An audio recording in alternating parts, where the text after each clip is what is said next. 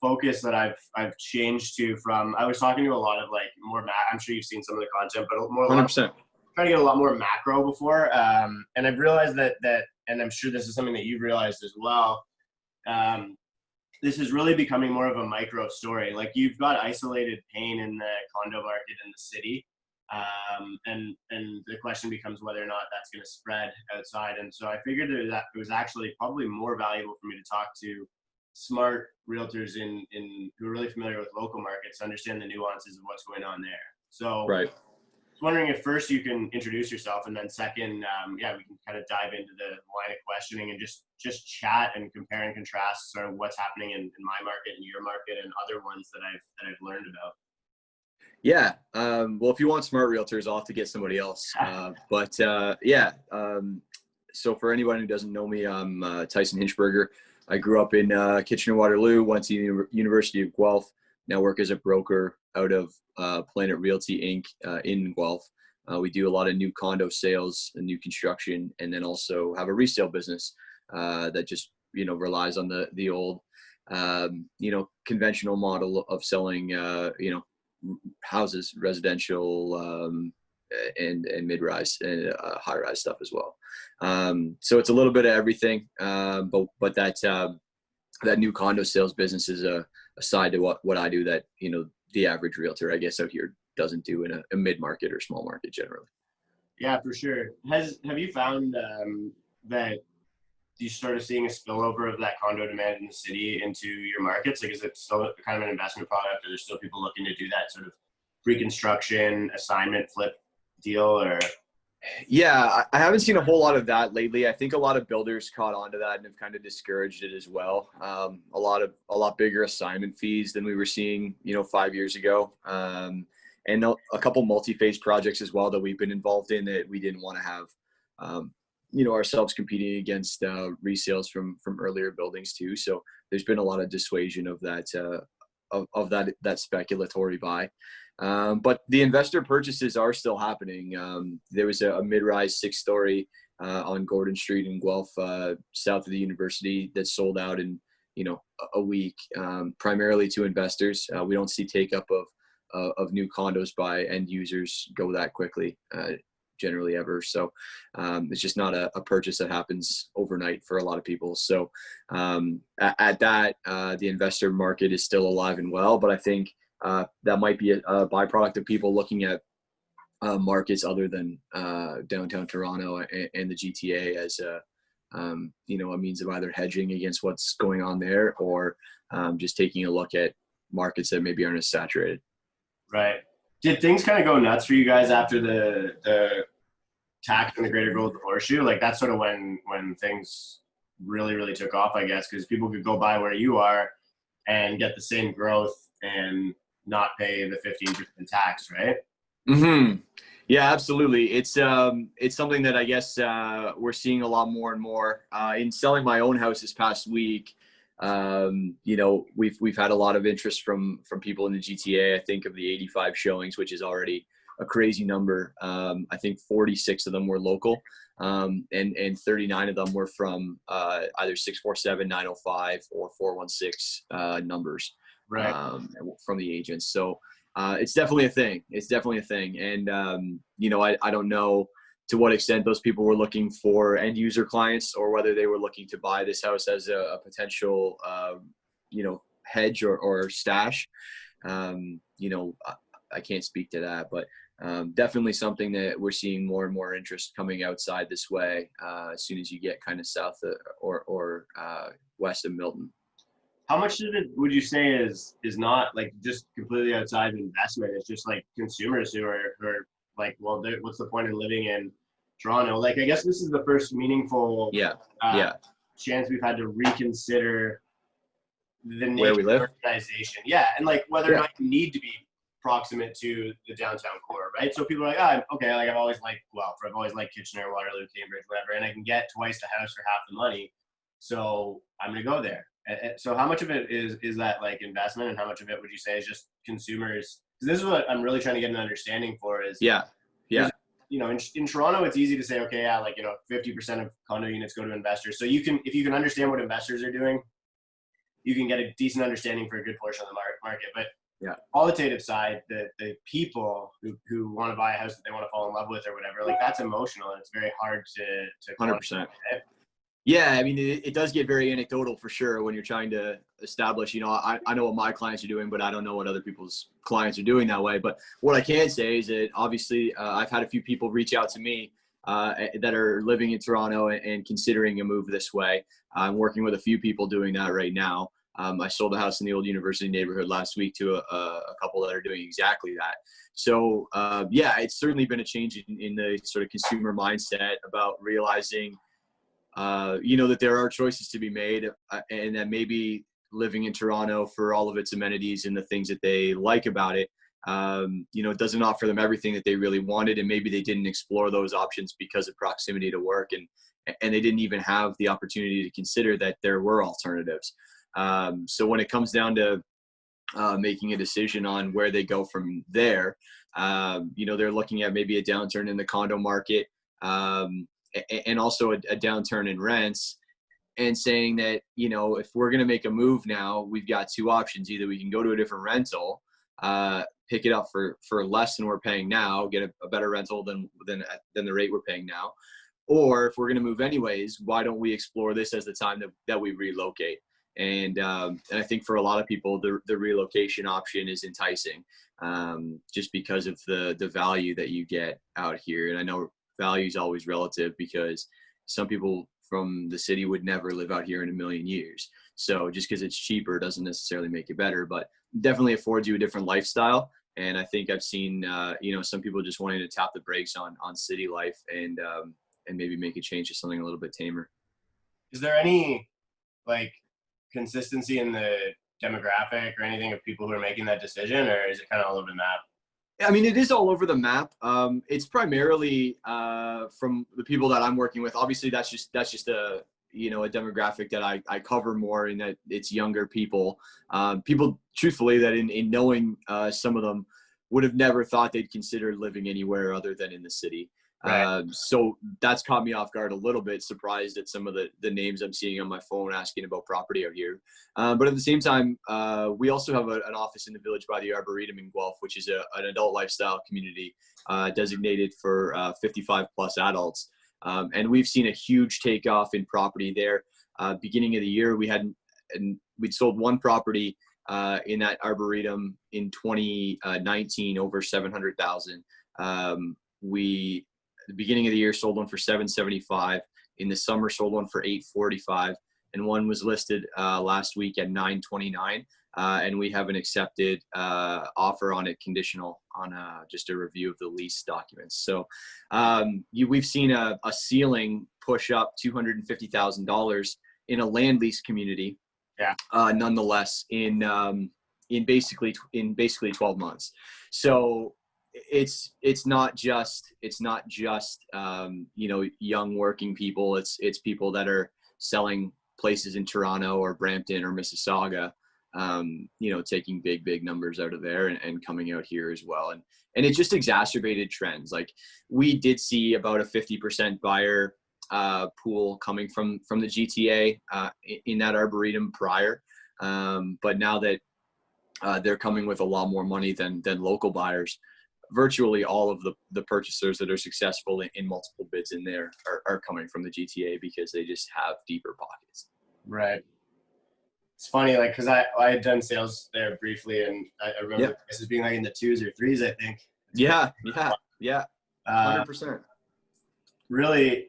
So I've heard a lot about this sort of, seniors, and in our market, like, I see a ton of it, right? Because we're right on Lake Simcoe, like 100%. Yep. A lot of that GTA equity coming up here to be close to the lake. Like cottages, I did a little bit of analysis on it, but waterfront property has gone up like 30% in value since the beginning of COVID, which is just no insane. kidding. Like, just wow. Yeah.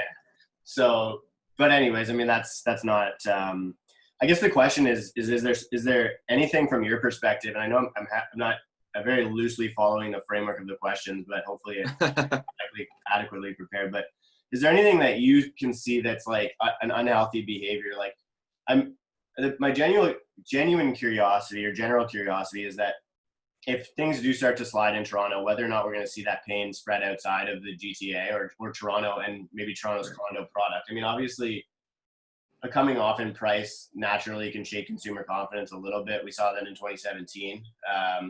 But is there risk factors, like has the acceleration created this any sort of unsustainability, or is it really just evolving to be a micro story where people want to move into these more suburban areas right now, and this is a change in the cycle of urbanization, and it's going against planning, let's say, the Places to Grow Act, more than it's going against the economy, right? Like, I don't know, I'm just out of curiosity, is that sort of like what's happening here? Or I honestly do think it's a shift in consumer behavior, and I think it is going to be a trend going forward. The lack of ties to your office now, provided that continues, and I don't see any reason why that wouldn't continue. Has people really appreciating the smaller cities. They are micro sort of economies of their own, but that doesn't mean you need to work where you live. And we saw people not living where they work just based on the pricing in the past, because you could get more property out here and commute. But if you can get more property and not commute, that's effectively the dream. There is some frenzied behavior, I will say, in the purchasing process. We are seeing offers come in well above comparable properties, so there's not exactly a lot of caution being undertaken, and I think that's a byproduct of the current rate market, and just the pace of sales, the lack of supply. I think in KW and Kitchener right now, there's 1 and 1.3 months supply in the market, which is egregiously low. So that just creates a frenzy because nothing's coming up for sale. And I think you'll get a real tell when we're on the other side of COVID, and it's really just a guessing game until then. But I think, fundamentally people are making a lifestyle change, and I would expect to see that continue. And the people that are considering, for my house, for example, the people that were considering purchases, were people that were buying it as end users. The successful bidder is coming from Milton, in a small townhouse that wanted a backyard, never had a backyard, thought, this is perfect to kind of keep the same size house, get a backyard, can have people over, entertain on the outside. And that's just something that you can't do in a condo, or something that you can't do in a stacked town. So it is a shift in mindset and what people are looking for, that they couldn't get before, because for her it was proximity to where she was before. Now she's not as tied to going into the city, and I think you'll see that among a lot of other people as well. Yeah, for sure. You mentioned it differed from 2017 from your perspective a little bit. Yeah. In 2017, the average, just in Guelph, I'll use Guelph as an example. I took a look back at just kind of historical values a couple weeks ago, and sort of what was happening in 2017 and how it compared to where we are now. And in 2017, the average sale to list price ratio was like 104%, and now we're about 100%. So even though the pace of sales is just as quick now, there does seem to be a little bit more, it's a little bit more reserved, or there are properties that aren't being absorbed quite the same. And to me, I think that's a byproduct of it being an end user versus speculatory market, because there are properties that people don't want to live in. And in 2017, it just felt like a race to pick up any property that you could. And the other thing that I think is contributing to it as well is the cost of renovation right now. Sure. So properties that are turnkey, that you can move your stuff into right away, people are willing to pay a premium for that because of the shortage of contractors, the number of people that aren't working, as well as the cost of things like lumber and some of the other inputs. So you're more adverse to renovating a property right now than you would have been in 2017. So the stuff that's turnkey is drawing a big premium, but the stuff that requires work is sitting for a little bit longer or not selling at all. And so it creates this disparity in the market, or this sort of dichotomy between turnkey property and stuff that needs work.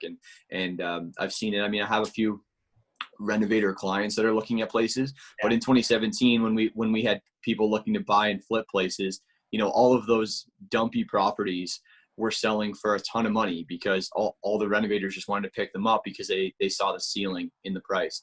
And now there's an uncertain ceiling in the price, and the cost of the renos is so much higher. So so it's definitely a little bit different that way. Yeah, I would agree with that.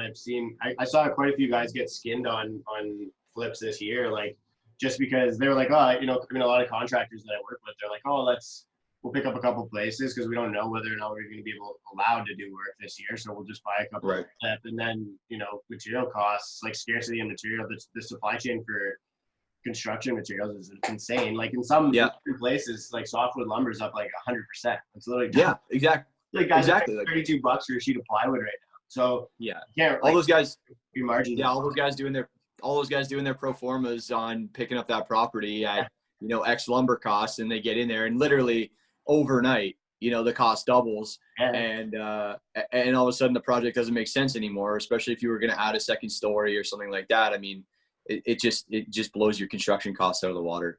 Yeah, no, it's nuts. Yeah, I feel it's hard because like every business is being reconfigured right now, right? Yeah, absolutely. Curiosity, because one of the other things that I want to focus on, I'm going to be releasing a video today on Instagram about it, but I'm going to be talking to a lot of realtors, but I also want to talk to a lot of local business people. How does the local business community seem to be doing? Like I was out in KW a couple of weeks ago. Yeah. The downtown, it was a nice day, but like the downtown seemed pretty busy, but I wouldn't have anything to compare to because I hadn't been there in a while. Yeah. But like, are you going to see the same scale of local business closures that you would in Toronto, or is it because it's smaller, maybe a little bit more supportive? Yeah, I feel like there are definitely, you know, small town ties to certain businesses, but again, it's based on tenure as well, right? I mean, if you're a newer business that doesn't have the opportunity to build that community goodwill, it's unlikely that you're going to see people go out of their way to try and salvage a newer business. Obviously, KW has a lot of tech, which I think is going to be somewhat insulated just because of the nature of the environment. It's a more adaptable business model, and a lot of their stuff isn't based on sort of brick and mortar office work or, you know, manufacturing and that sort of thing. Guelph is definitely a manufacturing town, so depending on the restrictions that we see, it also has a lot of trickle down from you know, more macroeconomic factors as well, right? So if people aren't buying cars, for example, Linamar is not pumping out cars the same way, so they're not hiring people the same way. So that I feel like Guelph stands to lose maybe a little bit more that way than a KW might. We've seen some really great projects come forward from one, especially from Smart Centers in Cambridge, and I'm kind of curious to get your take on that actually, just because they proposed adding about I think it was 20,000 or 10,000 units of residential, mixed height residential, a few 10-story buildings, some stacked towns and stuff like that, to one of their complexes with a Walmart, a Rona, and then some other big box stores currently, which, you know, are kind of going the way of the dodo. So I don't know if I sort of reckon that was part of their long-term strategy all along, was to pick up property, you know, at a discounted rate as you know, as retail space, and change the zoning long term, when they, you know, they would have to know that wasn't a sustainable model a good way before, you know, the average consumer would. I would say that's definitely the case, right? Like, I mean, you look at a lot of these guys, or anybody who's buying retail right now, like even your RioCans, et cetera. I mean, First Cap would be a good example as well. Like First Cap is basically an urban developer, but like 20 years ago, they were purchasing as much retail as they could get their hands on, right? Like, right. If you understood the direction, or you properly guessed or created an investment thesis around the direction that Canada was heading with our planning, you would say, okay, well, I see a plaza there today, and I can build this cheap steel frame plaza that it won't, by the time it's economic life, or by the time I've paid it off based on the cap that I'm getting today, I'm not going to care. I'm not going to be sad if I have to tear it down, right? Right. I'm looking at one right now because I'm in my office is in retail on a major corner, and like that, it's like a absolute piece of crap, right? And you see this all over all the major corridors. So all your main arterial roads are on, you know, are littered with retail. And yeah, I mean, it's so logical. You're seeing it even around, like, you look at Square One Mall, the master plan that they just put out for that, 36, I think 37 new towers. they're going to put in, like, these are all going to become these micro downtowns that'll support 100%. resale. I'm looking at this plan here right now. I'm going to see if I can try and share it. I'm trying to make these a little bit more dynamic of videos. But yeah, so like the master plan to me, I mean, it makes sense. It's right on the side of the highway, right on the major interchange there. And yeah, like they have a strategically located asset, and they can build it out in phases. They can say, okay, yeah, we're going to leave Walmart, Home Depot, whatever, and we're going to build, you know, the first 6-7 towers. And so, I mean, from my perspective, this is what the Places to Grow Act and Ontario level planning was designed to do, right? Yeah, 100%. Yeah. So, and with that, yeah, I mean, with that change, right, that obviously allows, you know, it's going to make municipalities get a little bit more creative with where they pick up units. And if certain municipalities are seeing more growth than they had expected when Places to Grow came out and then was adapted, I mean, it's going to create a need for projects like that. And I don't know where else you're going to put people if you don't take a serious look at those kind of projects that, like you say, make a lot of sense when you're looking at transit, proximity to amenities, the node-based model around getting, you know, Guelph is a great example where you've got a downtown core, a south node, a west node, an east node, trying to create these like micro downtowns that have sort of the core components, and then allow people to sort of deviate off from those, as opposed to having a downtown or a city rather that deviates out from downtown. And then you've got these sprawling suburbs with no proximity to amenities and stuff like that. Yeah. And this is the existential question of what's going to happen to suburbs, right? It's like, it's not like in the US where like, you know, they have like 10 times the population that we do. They grew exceptionally fast. You know, their birth rate was really good, and their immigration was really good. I mean, sure, we can immigrate quite quickly, as we've proven to ourselves, and that's sort of a question mark for the foreseeable future. But I have a hard time understanding, like, we're basically theorizing that this is something that we're creating this whole new concept of existing. Like, this isn't this micro, let's say micro urban, or like this like scattered, almost microcosmic European set urbanism of like villages, right? Because they're limited by mountains and real obstructions. We just have the green belt, the invisible. Right. And actually, this autumn has really made me understand the beauty of the green belt, because I'm just like, you've been going back and forth a lot. So yeah. But yeah, it's like, I think the question is this what people want? It, like, honestly, because when you think about what attracts people from other places in the world to Canada, like, and they're thinking about the Canadian dream, I'm going to go move to Canada, I'm going to freeze my ass off, but I'm going to get that big, maybe 4-bedroom home. And just, this is just what I'm thinking about when I see the migration patterns within the GTA. I don't see a lot, like I see a lot of domestic people coming out of university consuming this dense product in the city. And I see people from, like, a lot of the immigration demand doesn't want that product, because they can probably have that in what it just stayed, right? Yep. So, and this is the question that I don't know the answer to, but there's a lot of assumptions that go into planning, and I don't know if it's research based or if there's some sort of empirical verification there. But I personally love seeing stuff like this. I just don't know who's ultimately consuming it. Gen Z is not nearly, sorry to interrupt you there, but Gen Z is not nearly as big as our generation. And our generation now is doing what you're describing. A lot of people are like, I don't want the condo. I'm probably going to have kids someday. I'm going to move out of the city. Like, I all of a sudden understand why my parents wanted a backyard. For sure. Life changes, right? Yeah, no, exactly. I honestly think you need these products to supplement the growth in the bottom end of the detached and you know, town and semi market, the smaller low rise residential, just because that mindset, you're right. I mean, the moves are driven by people wanting green space in backyards and a little bit of, you know, elbow room. But I think that will make that'll push the bottom end of the buyer segment out of that market, if you're going to see people coming out and basically displacing them. And so they'll need product in terms of just purchasing, if that's a goal for them. So that product there that we're talking about might be the stepping stone project, because otherwise nothing else is sustainable. Because here locally, the small, the small 2-story townhouse interior unit, that was the entry level product. So if they're going to be, if that's going to be a second purchase from somebody that's owned a condo in the GTA, then we need to provide an alternative option for somebody else. But you're right. I mean, I don't think that personally, I don't think that condos are necessarily a first choice purchase for virtually anybody. I think that there's a lot of value in condos, but I think that at a certain point, you take the lack of space because an affordability issue, and it being a product that you can afford to purchase, or two, you don't have the means of sustaining your current property. So you'd love to stay in your property, but it's become too much work for you as you get older. Yeah. So your first choice would still be to live in your house, but by the time you pay the gardener, the guy to come shovel your drive, the maintenance on your 30-year-old family house, the renovation costs of keeping it up, why don't you just go move to a brand new condo and take the money with you? And so I think that you have to have that just to sustain the other product that's out there. Yeah.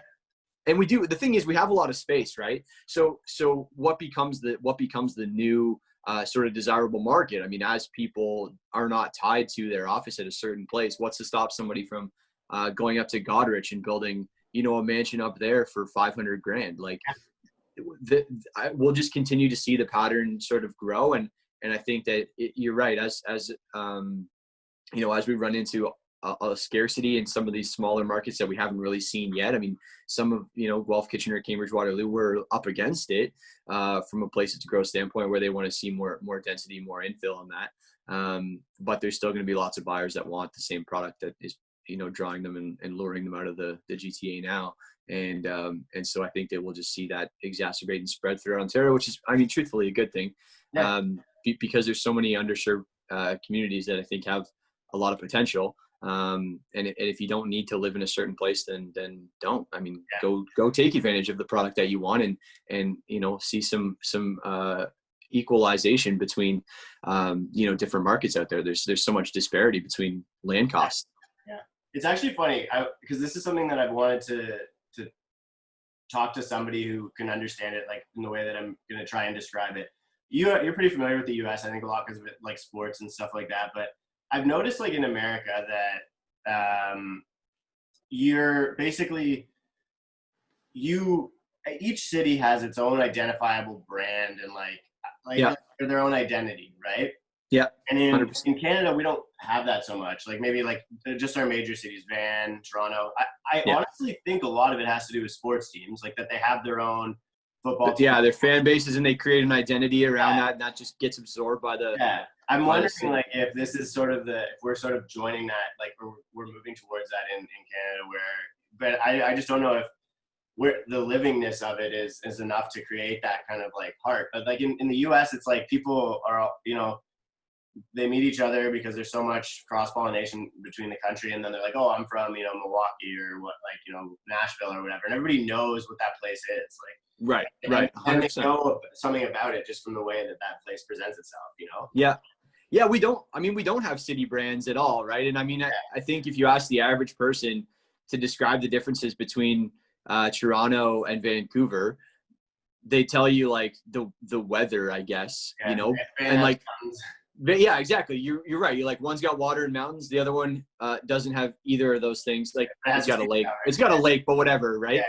And so, I mean, there's not much in terms of city identity that defines those places. And then anywhere else, I mean, like Ontario cities are pretty milquetoast as far as yeah, exactly. So I mean, you can build a brand around a city or lure people to a city by creating an identity, but it's just something that we haven't really undertaken.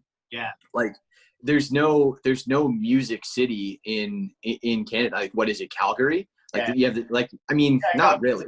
Got a little bit of a brand. It's like Stampede and like just oil, I guess. But yeah, no, you're right. This is what I'm curious about. It's like, how do we, and maybe we don't just copy the US and everything, because it's as no, I mean it definitely has its detriments. Yeah. But I mean, like you just look at the like growth in Nashville as a city, for example. I mean, I've been there 4 or 5 times, so I'm a pretty big fan. But I mean, like in terms of the real estate growth in that city, once you brand that city as the place where things are happening, the real estate development there goes off the charts. Yeah. And seeing some of the smaller nodes outside of the downtown in Nashville, like the Gulch and 12 South, and you're seeing now places get raised, and it looks like Roncy in Toronto, like people are just building brand new stuff and taking down, you know, otherwise beautiful houses. And 5 years ago, 10 years ago, that wasn't happening. Those places were totally sustaining on their own, and nothing really changed in Nashville in terms of the economy itself. Like there were no material economic factors that made Nashville more sustainable now than it was 5-10 years ago. People just all of a sudden wanted to be there, and then other things followed. It was kind of weird, but that's all branding, I think. They just presented it well. I think they just marketed like the same thing. They told their story, right? And I don't know. The thing is, I guess the challenge is with like a place like Kingston or London or Kitchener-Waterloo, I guess, is evolving a little bit to have a story to tell. But a lot of these places, it's like, what is the story? And I think that this is the question that and real estate is like the product that we're selling now for a lot of these places, right? It's like, okay, I'm gonna go move to London and do a condo or whatever. I'm gonna buy a big house in London. That story needs to be told as part of it, right?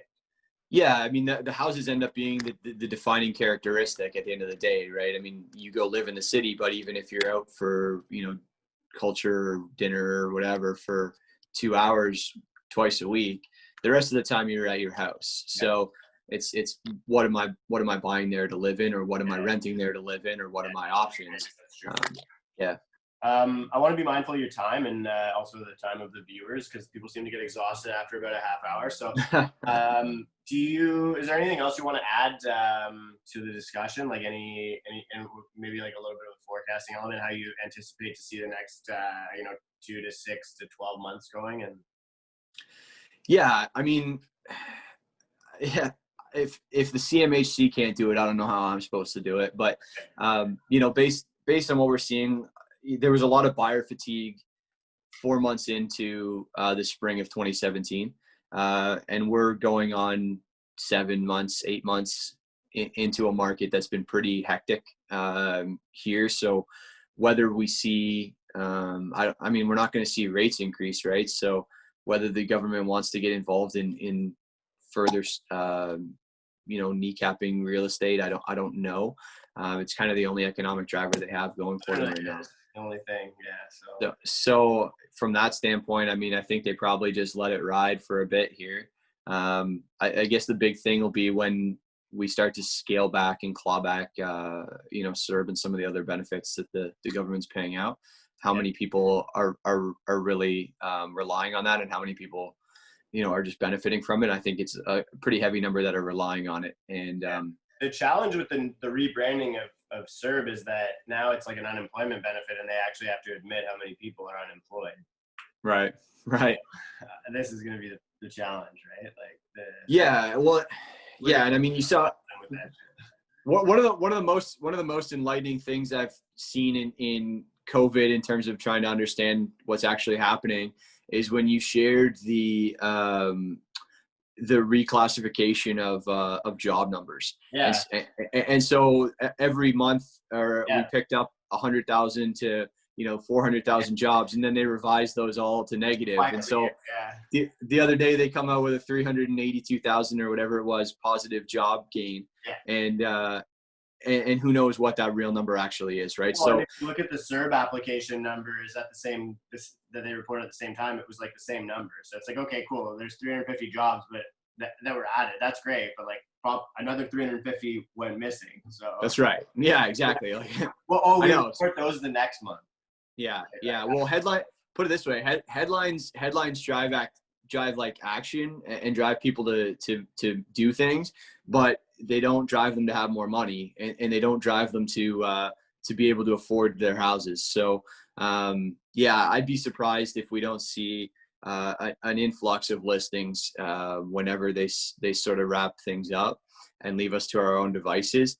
That'll be a good buying opportunity. Like I've been talking to a lot of my first time buyer clients and saying, like, you know what, if the timing's not right and you don't need to do something right now, I mean, you can if you see the right thing and you're planning to stay there for a while. But like, there's an equally likely chance that you get bid on the other side of this. And if you're only putting in a little bit of equity, you could very well stand to lose it.